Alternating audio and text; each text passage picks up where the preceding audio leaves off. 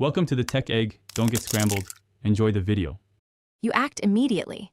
Make a byte-for-byte copy of the corrupted file to another drive so you never work on the original. Once done, determine the file format by extension and header bytes so you can choose the right repair tool.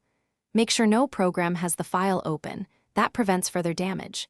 If the disk is suspect, run a read-only scan rather than writing changes. These steps preserve options and let you try real repairs safely.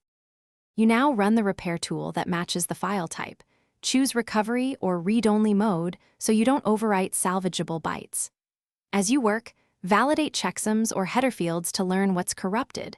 That tells you whether to rebuild metadata or splice in good blocks. If the tool fails, extract intact segments manually with a hex editor or a data carving utility, saving recoverable chunks. Keep every intermediate file separate so you can backtrack if a step makes things worse.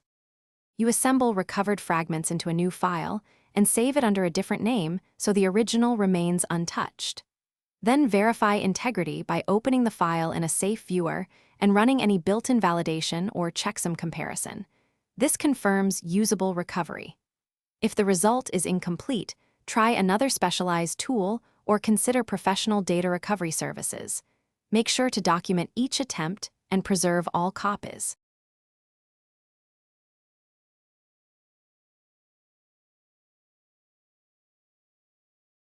Thanks for watching. Consider subscribing if I helped unscramble your problems.